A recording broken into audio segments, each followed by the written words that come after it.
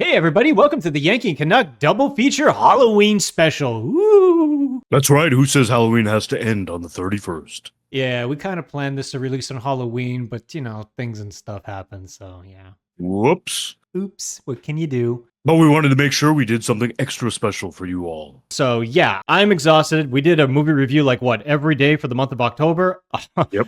Oh my god. Yeah, that was a lot of work. But today, that's right, we're bringing you our thoughts on Jaws and The Thing, which are among our favorites. All right, first off, we're talking about 1975's Jaws. Okay, this movie f***ed me up for life, man. Do I even need to explain what happens in this movie? It's about a big ass shark that comes into Amity Island and eats people, and the people on the island get all fed up, and they send three guys out to sea so they can blow it the fuck up. That's all you need to know. Yeah, right. Yeah, that's Makes for a great movie. exactly. That's the film. Yeah. Speaking of which, is it a great movie? Obviously, because what you got the principal cast of Roy Scheider, Robert Shaw, Richard Dreyfuss, Scheider. I said that right? Roy Scheider, Scheider. I thought it was Schneider. Nah, it's Scheider. Scheider, you're right, there's no end in it. Yeah. Rob Schneider. That's what you're thinking. No. Rob Schneider's in this film about a shark that eats people. I wish the shark ate him. I know, right? No, the shark would spit him out, be like, ugh, this is bad for my cholesterol. F this guy. Ugh. Where did his career go? His career went into the ocean. That's where I went. Yeah, and the deep sea, all the way down the Mariana Trench. You can do it. You can sink my career. Yeah. It stars Roy Scheider, Robert Shaw, and Richard Dreyfuss. They carried the out of this entire film, and that's not to say they're great, but it's not to say that the supporting cast is not great either. They're great too. Even the little kids in the film that can't act to save their lives. Yeah, even the civilians in the town and the meeting they have in the movie, it's believable. Like the other actors in there, the mayor. I mean, he definitely genuinely seems like a piece of shit. Yeah, I mean, acting all around good. Yeah, it's really funny in the movie where it's just like they try to justify keeping the beach open because it's 4th of July and they need to make a lot of money on tourism and stuff like that. But I'm like, does it really kill you to close the beach for a couple of days to take care of this problem? Just so, because the ramifications of not taking care of the problem is more people die, and then you become known as the shark, island town where people get eaten. No, that's exactly right. I mean, they had that meeting of everyone in the town, right? And then there's the lady in the beginning, or in the meeting rather, and she's like, "Are you really gonna close the beach?" And I'm like, "Yeah, bitch, we're closing the beach. Sharks are up here eating everybody. What do you think you're gonna do?" And of course, the mayor doesn't take that stand. He doesn't feel that way, and he's like, "Nah, we got to keep it open. We need the money. It's July 4th." Yeah, I know. I mean, yeah, the townspeople are stupid too because they have businesses and they're like, we got to sell our little crappy trinkets to people. But I'm like, oh my God, but like you're risking the whole town being abandoned if you don't take care of this goddamn problem. I don't know. That was one of the things that stood out to me when I was watching it. Like, this is a little illogical how this was all staged, but whatever. You roll with it because the way it was shot is just amazing. The way it was, framed, the way it was blocked, the way it was written, the way everyone was acting. There's a rhythm to this film that is spellbinding. You just want to keep watching it. You know what I mean? Because you're just like, I know what happens, but I want to see what happens anyway. So that's just like the power of this film in particular, of why it's so relevant and it resonates with people even decades later. Absolutely. I mean, it's timeless. I mean, it's simply timeless. It's a brilliant film. That's what you get when you combine these forces of Steven Spielberg and great cast and John Williams. I mean, man, this is what you get. Oh yeah, but not just them too. Verna Fields was amazing. She was the editor of the film, and she was also wrestling with Spielberg constantly, or just fighting with him constantly because Spielberg wanted to. Yeah, it's critical because like when you have a good editor is trying to serve the film, and they're the freshest eyes for this sort of thing. They weren't on set. They weren't there to see the shots. They have all the footage, and therefore they have to cut it all together and make sure they have the best possible product there. So when it came to this film, there were a lot of shots where Spielberg wanted to extend them, but Verna Fields was just like, no, we're not going to do that. They have to be shot. They have to be cut really short, and we got to move on to the next scene. And they were constantly going back and forth. But then, of course, towards the end, after the film became successful, he realized, looking at her work up in the big screen with the audience all around him, he was just like, yeah, she was completely right. I mean, if I'd cut this any slower, this would have been kind of a boring film. I rewatched this the other day, right? And it'd been ages. I probably haven't watched it in 20, 30 years, I think. And but man, when that music hits at the second beach scene, technically, And when the police chief Brody is there, and when you hear that music in the ocean, man, my heart rate definitely went up. And let's be honest, I watch a lot of horror movies. Not a lot of movies do that to me, so that tells you something. You're talking about the scene where Alex Kittner bites the dust? Yeah. Yeah, that's pretty much one of the most famous scenes of the film, actually.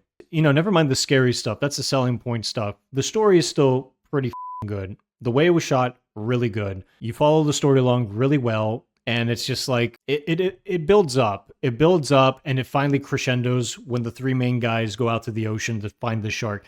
That's where it gets a little ridiculous, if I'm being honest, because this shark turns out to be pretty vindictive. Yes. It's more of like a serial killer than it is an actual shark that's trying to eat. Right. But, when you first see the film, you're not really thinking about that. But I think the reason why this film worked, especially back in the day, is that people didn't know how sharks operated. Not even Peter Benchley, the author. I mean, he actually said that I regret making the book and subsequently the film because it made people unreasonably afraid of sharks. And sharks do not typically attack people at all. They don't like the taste of our blood. They prefer, other fishes and things like that. Right. So yeah, and it caused a lot of shark attacks, people to attack and kill sharks, and he later regretted that, and he ended up trying to make amends later on with conservation methods and things of that nature, if I'm not mistaken. So yeah, so when you look at the film now that we have a better understanding of how sharks work, it is kind of cartoonish and outlandish, and that shark is huge. There is no great white that is that big. That is closer to a megalodon than it is an actual great white shark. Yeah, it's pretty massive, man. But hey, it's crazy. I mean, that's why if it was a smaller shark, this film wouldn't work. Let's just be honest. I mean, the shark was just doing shark things. It was hungry. Shark was hungry.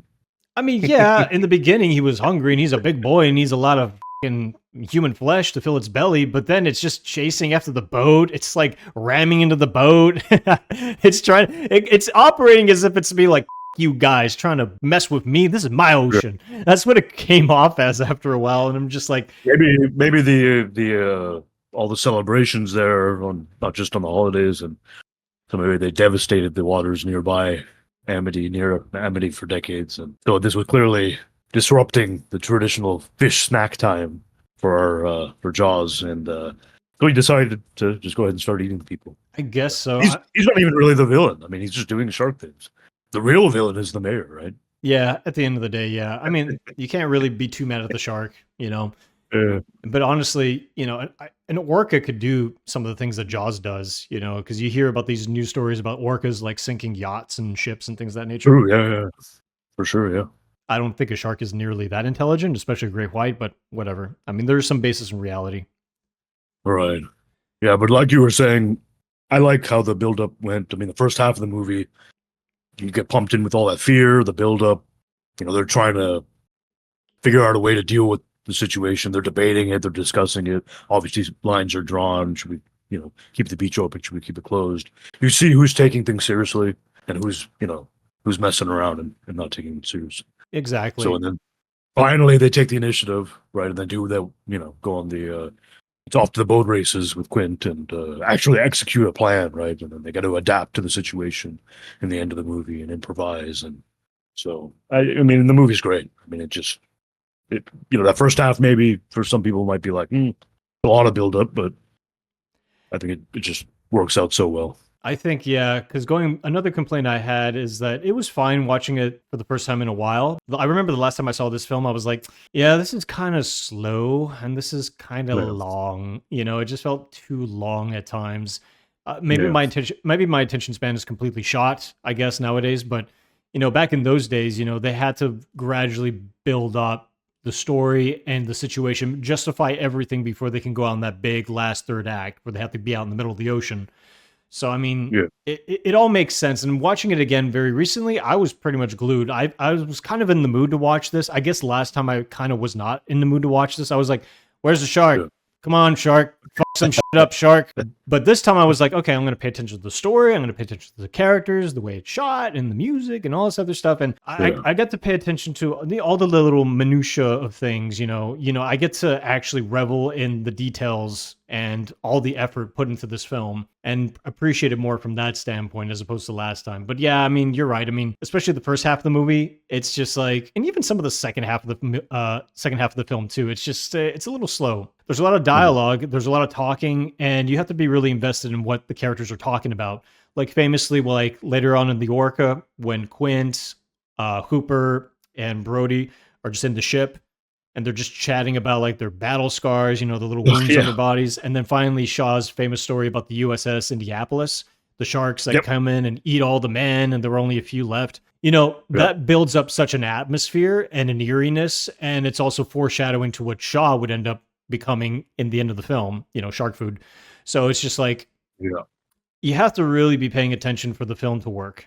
That I'm a huge fan of that line where it says 1,100 men went into the water that day, and 316 men came out, and the shark took the rest. But we did deliver the bomb, and that's just one of those epic cinematic soliloquies, and I I like history and stuff like that, so I'm a big fan of that, just awesome dialogue, and I think it's probably one of my favorite scenes in the whole movie. Yeah, especially the ad-libbed, "We're gonna need a bigger boat." Oh yeah. By Roy. Yeah, that was amazing. I don't know if that was the first time he saw the shark. Yeah, and I don't know. I need to look more into that, but I would imagine if that was the first time he saw it and that was his reaction, perfect. Yeah. That's just perfect. And Richard Dreyfuss, not to really, because we talk mostly about Shaw and Brody, or Sebastian Shaw and Scheider, but Dreyfuss, he's really good in this role too as Hooper. Absolutely. Yeah, I mean, it's another thing too. I'm kind of glad there's subtitles, because I think the reason why I couldn't really get into it last time is because there were no subtitles. But reading the subtitles, I could understand what Shaw's saying because he's got that thick, accent. And Hooper's talks a lot in terms of the scientific, genuses of names of the different fish and also their So for me, or for some people, it could be a little hard to understand what's happening. You could tell he's talking about the fish, and at some points he tells you, this is what I'm talking. This is the scientific name, and here's the actual name of the layman's term. But but it gives it that air of authenticity. He's an oceanographer, right? So exactly, yeah. Of course, he's going to be. I like that. I like that different perspective. That Hooper brings. Educated man with some experience in the field, but a different approach as opposed to Quint, who has first-hand experience as well and brings something else.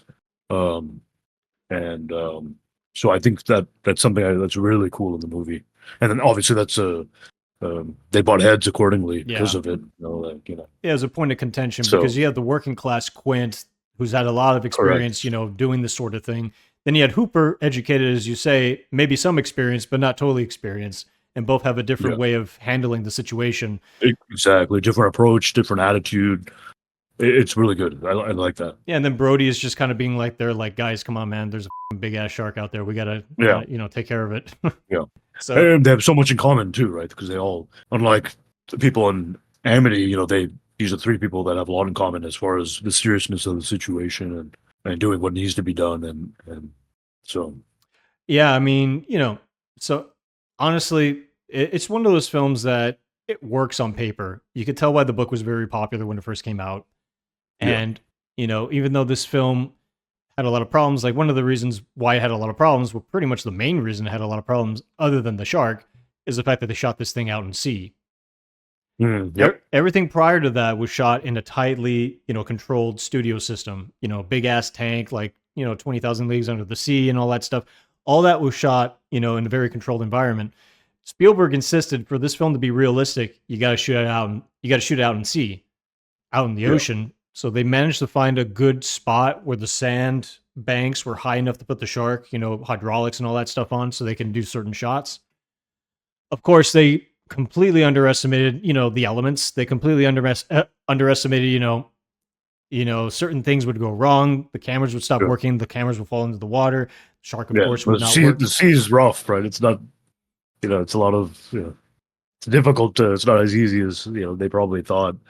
So Yeah. So I mean, it added 100 days to keep it production. steady, right? You have to keep everything steady and shit, but that's not how the sea works. No, You're definitely, moving. definitely So not. But it took, they added 100 days to production, so it went way over budget. Spielberg was probably going to get fired from the film and had someone else come in and finish the film. So everything was riding on this to succeed, And I think one of the producers, I think Zanuck, I forget the guy's name, but he was the guy who kept the ship rolling because he was just like, okay, I think the Spielberg guy knows what he's doing, even if we're spending more money than we originally agreed on. So let him finish the film, and then they rushed to finish the film using what they had. So, I mean, how much do they go over? Obviously, several million, I would imagine, but. Yeah, I don't have the figures on hand. I can even look at them. I might as well look at it right now. But I would like to say it was like it started as 6 million and then it ballooned up to 9 or something. So hold on. Okay. Yeah. Like, let me That's check. a lot. I mean, it's a lot to go over budget. By 70s money standards, yeah. Yeah. Okay. Yeah. So the original budget was actually $4 million, but it ended up costing $9 million. Wow. Okay. Yeah, so let's just get an inflation calculator for this shit. 24 million. Okay. And so 9 million would put it to 54 million. That's significant. Yeah, I would fire someone over that too. It would be fine. That's exactly it. Yeah, all y'all losing your jobs. Oh yeah, basically, yeah. So the producer really recognized, okay, I've seen the dailies. This kid knows what he's doing. Because Spielberg was only, I think, 27 when he directed this film. So he was just like, all right, just let him do his thing. And plus, I think Spielberg was lucky because it was still the new Hollywood period. It was still the period in which the director pretty much had all the power in terms of like dictating how the film should go. Yeah. That, of course, ended by the early 80s. That was no longer a thing. So, but for a while it was. So I think Spielberg had that edge to keep him going. But still, he was afraid he was going to get fired. Yeah. Hey, speaking of new Hollywood cinema and all that, George Lucas was there on filming, right? And they pranked him. You heard about that, right? No, I don't think I have. So he went to the set and he was inspecting the shark, Bruce. They called it Bruce. He wanted to take a closer look, so he put his head in Bruce's mouth, the shark's mouth. And as a prank, they actually tried to close the mouth on him, and it actually got stuck. I don't know how long his head was in the shark's mouth, but it was stuck for some time. I can only imagine. I can only imagine the exchange. Hey, hey, Steve, how's it going? Hey, George, you want to see inside the shark's mouth? Oh, okay. It looks like a shark's mouth. Hey, wait a minute. My head is back. Hey, guys. Help. Help, guys. Help. Yeah, I read about that online. I had no idea. I mean, I'm not surprised that he was on the set, of course, and checking it out, but I had no idea about they pranked him, and it unfortunately malfunctioned and got stuck. And I would imagine that's probably the day that George Lucas turned to the dark side. Yeah, be like, I'm gonna get back on you. That's it, Steve. I'm gonna get back. I'm gonna make a film better than yours one day. You hear me? It'll be great. Pay for this. You'll pay for this. Oh my god! So I didn't know that. That's hilarious. Yeah, I wish there was footage of it. Actually, that'd be funny. That would have been great. Oh well. But yeah, overall, in spite of all the flaws that it may have in terms of like maybe it's a little too long, maybe it's a little too slow. Of course, the shark didn't work. Would it be cool to see the shark more often? Maybe. However, we got the film that we got, and it's perfectly fine, I think, all warts and all, the way it is. So ultimately, given the history, which is also really interesting, if you look into, like, I really recommend you guys check out The Shark Still Works, which is a feature on the Jaws Blu-ray. It details just how close this thing got, closed down in terms of production, and, how much of a hellstorm it was to get this thing together. But overall, it's a great film, and I think I would probably give this an 8.5 out of 10. There you go. I mean, I totally agree. It's just such a good movie all around. I mean, the settings, cinematography, the tension, the acting, the music, epic music, right? I mean, the thrill of it all, it's brilliant, man. And the impact of it then and the impact of it now, I think it's Jaws. That music, Jaws, the shark, it's always going to be there. And it's quite an achievement. And I will also rate it an 8.5 out of 10. All right, and that's Jaws, and I think we have a thing to talk about, right? The Thing. Dun dun dun.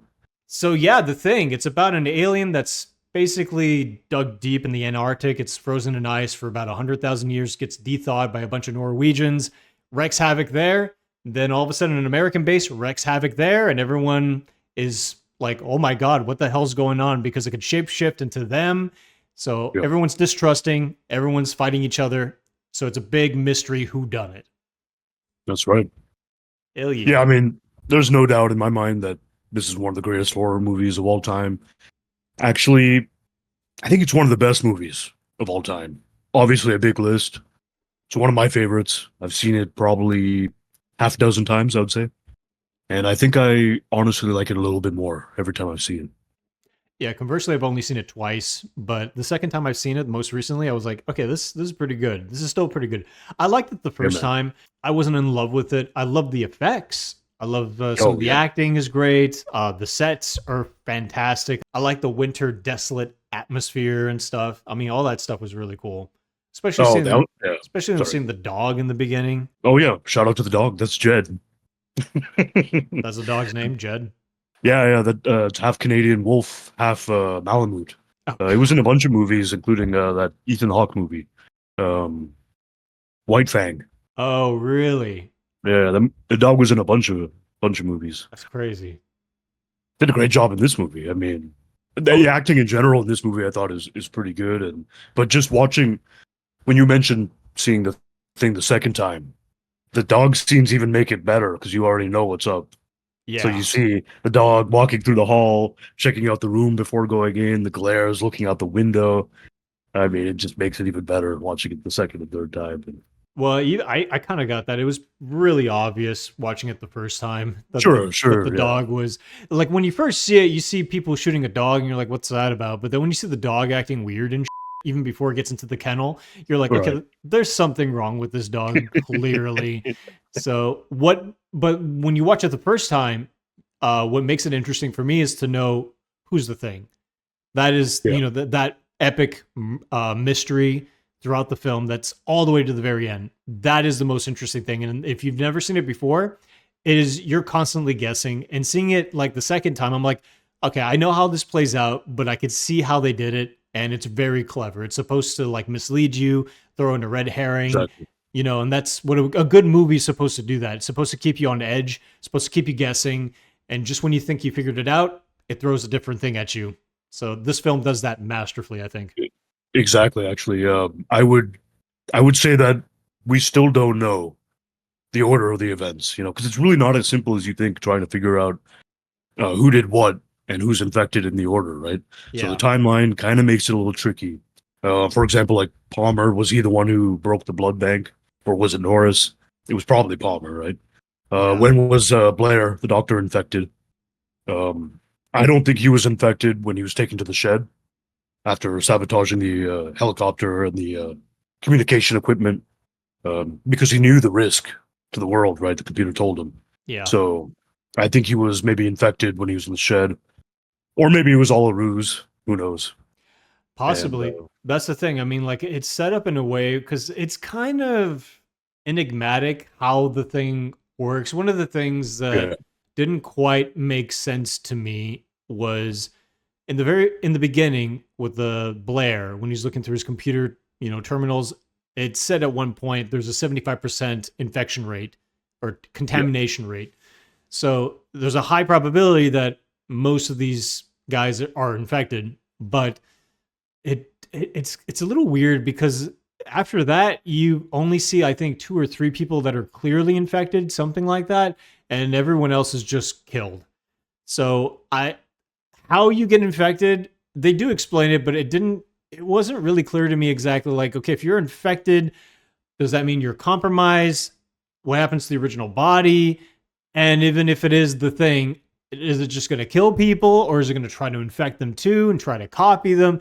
All that stuff didn't quite make sense to me. I don't know. Maybe you can fill me in as to how exactly this thing works. um, well, from my understanding, since we know the dog was the thing, what I suspect is we obviously see the dog go into the room and I think that was Norris. You see the shadow, right? Yeah.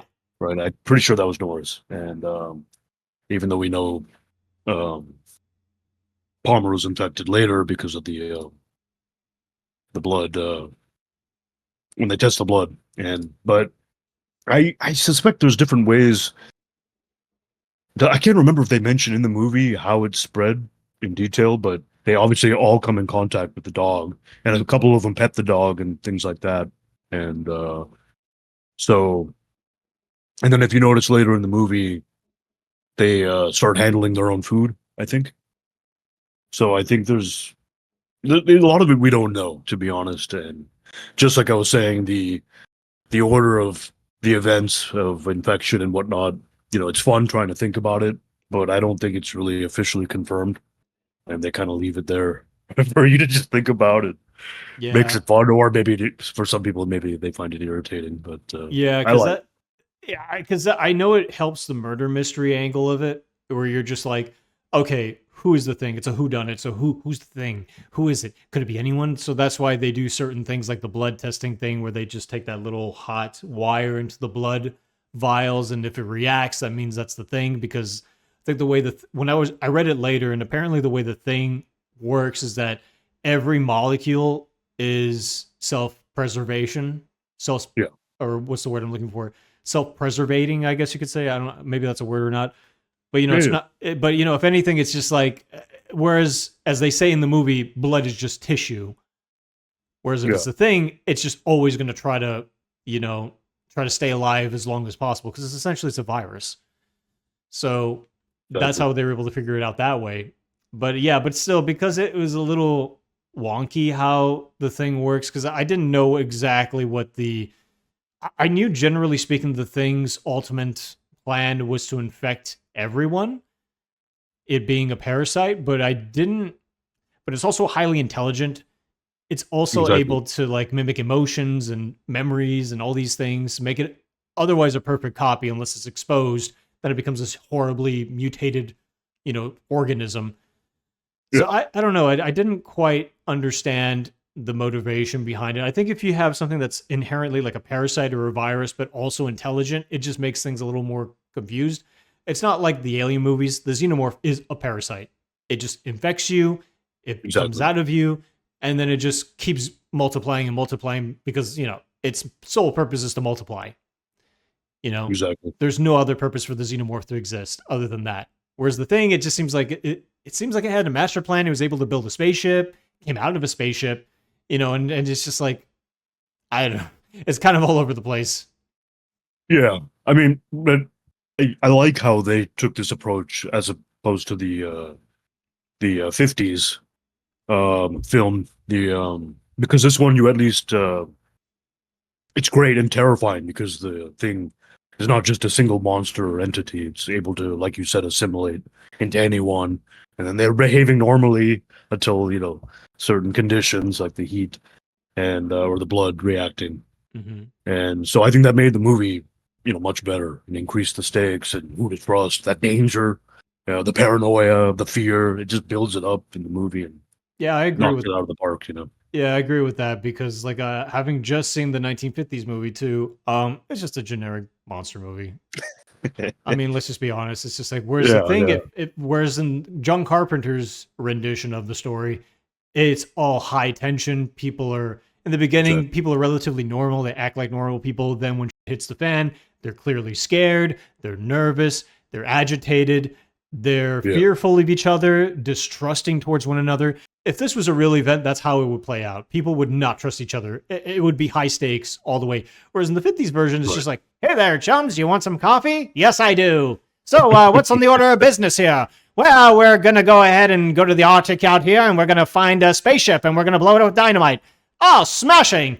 Oh, it seems like there's a monster that's out. Oh, no, that's not good at all. Yeah. I guess we're going to have to take care of it. And that's the whole movie. Yeah, I mean, I also like you. I'd seen it before, but I've only seen it once, so I did rewatch that as well. And I mean, it's a good sci-fi movie. I think the first half is pretty slow and boring. There's pacing issues. It picks up though. Um, there's like a love story thrown in there, Yeah. but the creature is pretty cool. But yeah, essentially like a zombie vampire thing. And It looked like Frankenstein. I don't know. It didn't seem that inspired. no, I mean, but the last half hour is pretty cool, and overall, I think it's all right. I don't think it holds up. Doesn't hold up like the thing does, but it worked for its time, and I think it's worth watching. It's a good sci-fi movie, Yeah, for sure. So, yeah, I mean, if you like, generic. I mean, it's 75 years old, so considering it's 75 years that's old, no excuse. The Day the Earth Stood Still is a that's good a much movie. better movie. That's a much better, and much that's a kitschy, campy, sci-fi movie.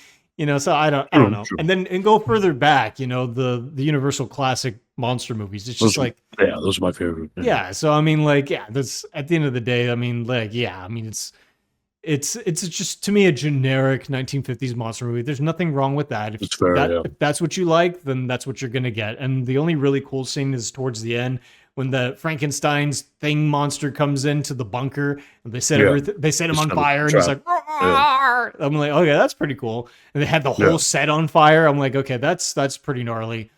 Yeah, but it's funny. Yeah, it was nice actually. It was shot well, and that was the coolest scene I think in the entire movie. And of course, they kill it with electricity in that film.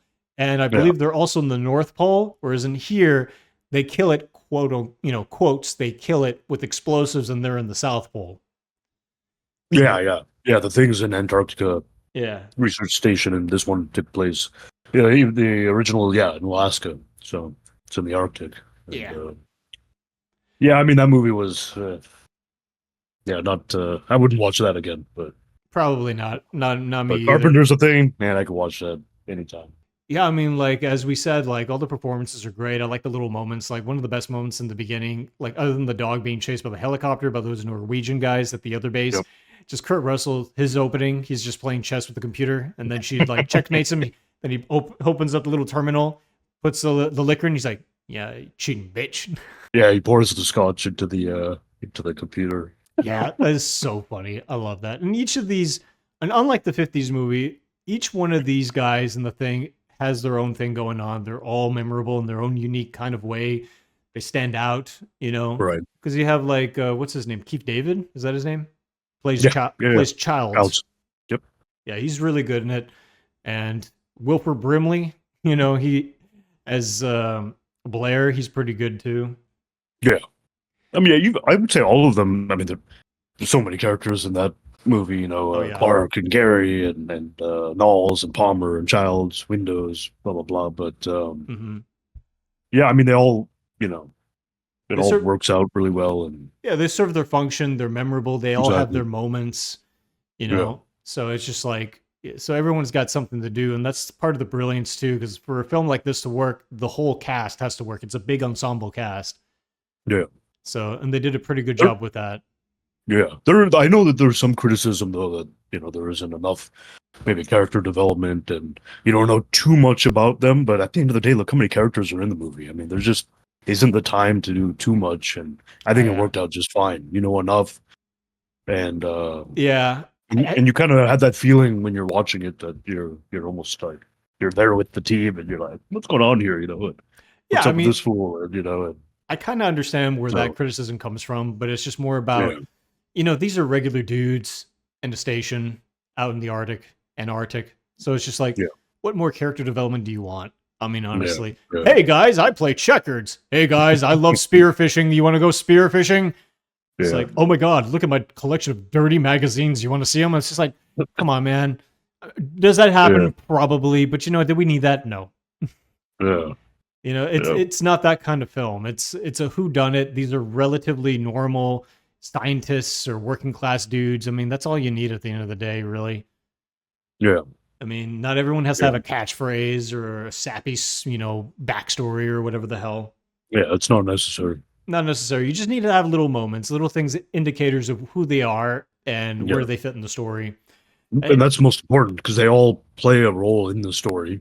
Even when there's uncertainty of, like I said, the timeline of the events, they all push the narrative of the story further. And so it's all effective. Every character plays their part. And so I think it's done really well in that sense.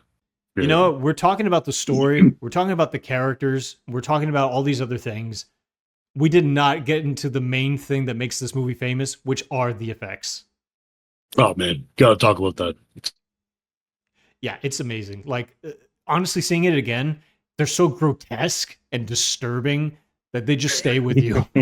But also Dude, it's great. the way that they do the effects too is just cutting edge. Like even now, even as watching it in the year 2024, a 1982 film, seeing the thing Yeah, just like have the little tentacles come out and the little crab legs come out and it's just hitching onto things like a table or something, trying to yeah, maneuver around. It looks like it's real at times. yeah. It's crazy, man. I mean, the blood, the gore, the creature, it's just brilliant, man. That's all Rob Bottin. He's the one who worked on that. He's actually used to be assistant and work under Rick Baker, Okay, Monster Maker Baker. that So that makes sense now. he branched off and worked on this film. I think he was like 20. I mean, that's crazy to think about. This kid was 20 when he worked on the thing It's and did all that. it's crazy, but at the same time not crazy because when you look at the ILM guys who did Star Wars, they were all Oh, about that's a good. that same age too. True, Sometimes that's a good point. Yeah, so yeah, I mean, that's a good is point. it characteristic for young people to be that imaginative and that creative and that determined to make something so elaborate? Probably, but at the same time, you need young energy in order to make this thing work sometimes. Because when you get an old That's dog to do true. this Yeah. stuff, they've been through it, they've been beaten True. down the road, and they just don't want to, and they're just kind of jaded, you know. They're probably set in their ways and they're not willing to adapt and change things up. Exactly, and they just don't have it quite in their heart anymore, to do the things. So Yeah, when you get someone who's young and enthusiastic, you get something like the thing. yeah. He killed it, man. Apparently, he got really sick because he was working all day and all night, and I guess he had to go to the hospital and Oh like Jesus. he was working his ass off. And but he's the one who he worked on a bunch of movies. He designed the RoboCop suit in '87. Oh dope. I didn't know Uh, that. yeah, he worked on Total Recall. He worked on a bunch of David Fincher movies. You love Fight Club. Oh He yeah. worked on that. He worked on Seven. Hell yeah. Oh, Yeah, so he's probably one of the top uh effects and prosthetic and makeup guys in the business. yeah, just Maybe up there with Rick Baker. probably just not as well known as Rick Baker or Stan Winston Yeah. or any of those guys. Oh, they both worked on. Obviously, Rick Baker worked on A New Hope. He also Rob Bottin also worked on A New Hope Mm. with Rick Baker. He was still his assistant at the time. And since New Hope came out about 5 years before the thing, and so he was still working under Rick Baker, and he actually worked on the Cantina scene with him. Okay, And so I don't think he's credited. He wasn't credited for it, but he definitely played his part in it. that's And really then, that's really interesting. yeah, a lot of cool stuff like that. Yeah, definitely. And I think originally too, this thing had a soundtrack by Ennio Morricone. Did I say his name Oh right? yeah, legend. Yeah, yeah. Ennio. Yeah. Ennio Morricone. Yeah, yeah. But like Morricone. It's Morricone, Morricone. Yeah, I Morricone. mean, if you don't know who he is, then I don't know what to tell you because he's done, not only an incredible composer, but he's done so many film scores and um, Yeah, the including a dollar whole bunch dollar. of collaborations with Sergio Leone. Yeah, the Dollar Trilogy I was going to mention. So and a bunch of other Correct. films. But like, yeah, but he apparently did a soundtrack, and John Carpenter just kind of did away with it. And as a result, the movie doesn't have too much music, very little music, from what I can recall. But Yeah. that soundtrack, fun fact, ended up being used in I think the Hateful Eight. So yeah, I Yeah, I mean, think this was probably, to my knowledge, I think this is probably one of the only times that Carpenter wasn't that hands-on with the sound. Because actually, usually Carpenter is really hands-on when it comes to that. yeah, And I think this was one that he was like, you know what, I'm going to get somebody else, and who better? So, yeah. you And know, then he threw away his work. Mm. Oh man, I'm gonna get someone better than me. You know what? Never yeah, mind. yeah, yep, it's true, I think his like true. perfectionism just kicked in and just like, Yeah, I nah, I mean, what are could you I gonna could do? do this better. Fuck it. Did he even do the music? What little music there is? Let me find out. I don't know. He may have. Let me see. I don't think he did the opening. I love the opening. There's just that bass. Apparently, It's just the bass, right? Morricone probably is still credited as the composer Yeah, according to Wikipedia, but yeah. I think there's a couple parts in the movie that you can still hear his work in there. okay, so I don't think he did that intro, the main that low frequency boom boom boom boom. I don't think. Yeah, that Jaws But, kind of theme. yeah, which I love. I love that opening sequence of the thing. So good. Which I think is a good. I think that's a good move. It's a ballsy move, but it was a good move for this film. Because if there was a lot of music, would it have been atmospheric? Yeah, it probably would have been. But it wouldn't have been as chilling. It wouldn't have been as tension driven, I think, because you're constantly distracted by music. And I think the fact that there is very little to no music in it gives it more of a realistic angle to it. Like if you were there in the Arctic with these guys. Yeah, I think I agree with that. Yeah, especially if you look at the outside sequences. I like that you kind of just hear the boots on the snow, that sound, and then it works with a few of the sequences outside, or chase sequences, and like, hey, get back here, so I can flamethrow your ass. Yeah. But I think it's good that they didn't go heavy-handed with the score or anything there, because it worked out really well, and I just like how it sounds in conjunction with how it looks, like the cold, cool color palette. It's just white snow, the blue flashing lights, and then you see warm colors of like the flamethrower when they're close to each other. Yeah, from a visual That John Deere, extraction, whatever it is, construction vehicle thing. Yeah, that's on a visual standpoint. You emphasize that, and then you emphasize the sound design in general. What you were talking about, the footsteps and the howling winds.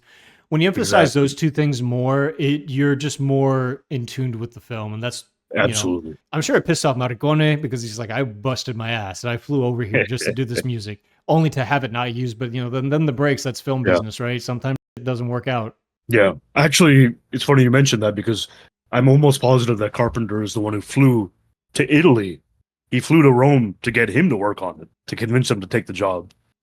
You're actually right. Yeah. Yeah. So Carpenter wasted his own time. Exactly. Yeah. And then he had a change of. It's like, well, thanks, and well, if you want to be this. charitable, you could say, yeah, I had a change of mind, but frankly, he wasted his time. He wasted his time. Yeah. It gave Tarantino a soundtrack decades later, though. Right. Exactly.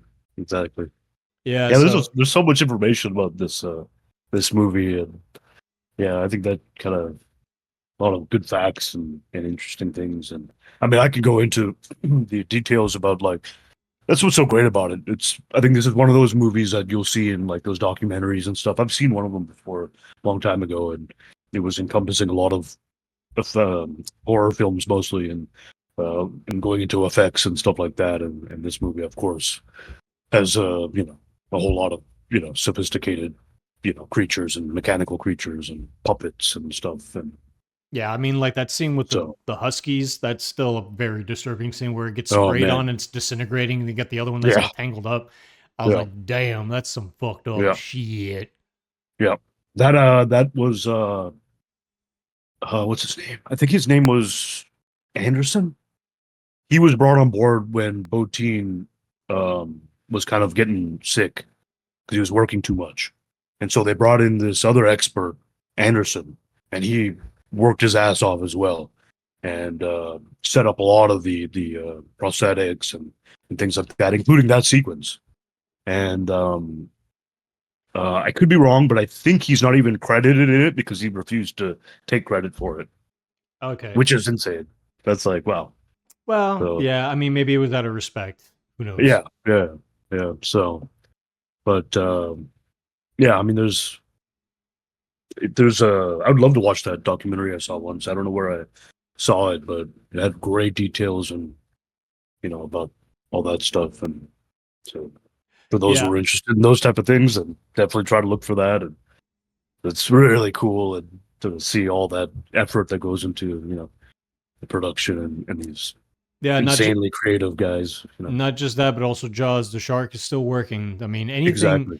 Exactly. These are iconic big films. So of course, if the film's going to hit it really, really big, people are going to dig high and low for any kind of information about the film. Exactly. This is interesting because you're like, okay, how is this great film that I really liked made? Exactly. Yeah. So yeah, no doubt. Definitely recommended. And now we're going to be talking about the prequel. That I haven't seen in quite a long time. I'll be honest with you. I watched it when it came out back in 2011, maybe I 2012. wasn't serious. I'm not talking Oh, about that. okay. The moment I I was heard like, the moment I heard there was a prequel, I was like, F that. I'm not you know what? watching this. I'm actually gonna watch it again.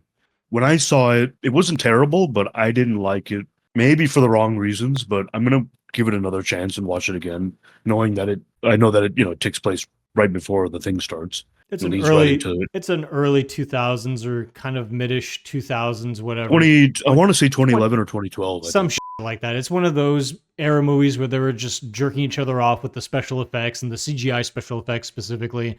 I'm like, no, no. And it's a prequel. I know what happens. I don't need to know what happens at the Norwegian base or wherever the fuck this Exactly. happened. Yeah. Like, Yeah. It's not necessary. it's not necessary. Who gives a shit? I mean, just like, okay, they all die and then the dog escapes. The end. You know? Yeah. Yeah. I remember not liking it when I saw it, but I may watch it again just because I don't remember a whole lot of it. Then again, yeah.